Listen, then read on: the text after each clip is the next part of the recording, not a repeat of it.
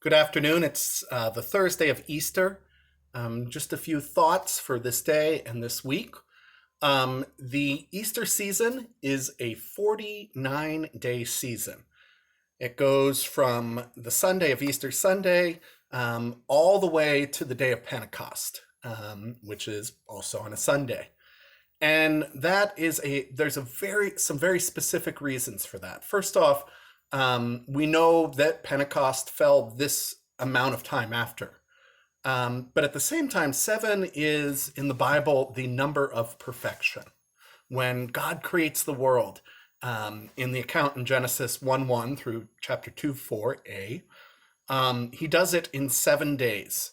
And he culminates with the day of rest, with the creation of the Sabbath.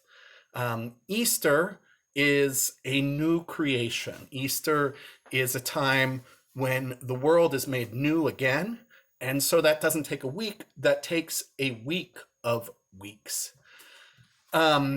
We are continuing through Matthew's Gospel, and Matthew's Gospel ends in an interesting way. This is starting from 28, verse 16 through 20. This is the very end of Matthew's Gospel. Now, the 11 disciples, just as a side note, there's an 11 because things didn't go so well with Judas. The 11 disciples went to Galilee, to the mountain to which Jesus had directed them. When they saw him, they worshiped and doubted. And Jesus came and said to them, "All authority in heaven and on earth has been given to me. Go therefore and make disciples of all nations, baptizing them in the name of the Father and of the Son and of the Holy Spirit, and teaching them to obey everything I have commanded you. And remember, I am with you to the end of the age." There are a few things I really love about this. One is the promise that Jesus will always be with us.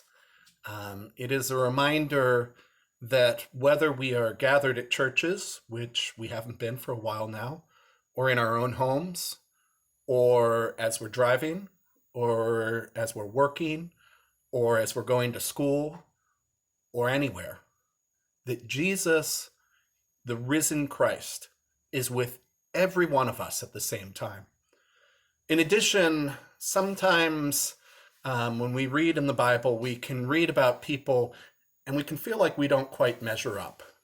For instance, the gospel writer Luke had a beautiful way of words, truly had an elegant way of crafting them, far more elegant than I have ever been. His tone, his diction, even through translation, it makes the heart sing in a beautiful way. Paul thought things through clearly and was visionary for his time. Through the Holy Spirit, truly saw that Jesus was breaking down barriers, and Paul's words continue to sing through our hearts.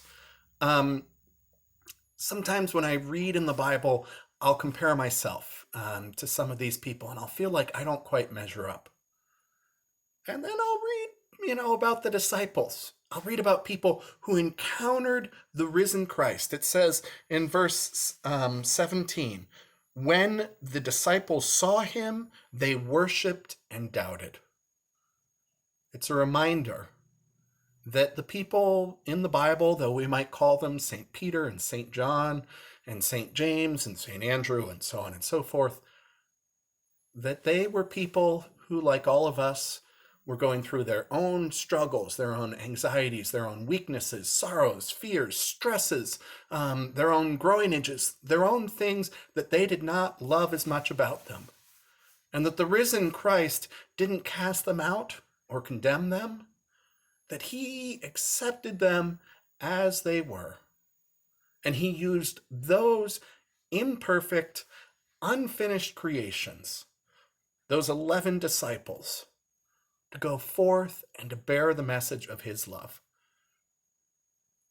You, too, are tasked with sharing that message. You, too, are tasked with going and serving God through love and action, through word and deed, this day and all days. You might have fears, you might have sorrows, you might have doubts. The risen Christ, with his wounded hands, accepts them all. and uses them and you and all of us in ways that we cannot imagine to heal this world. Christ is with you to the end of the age.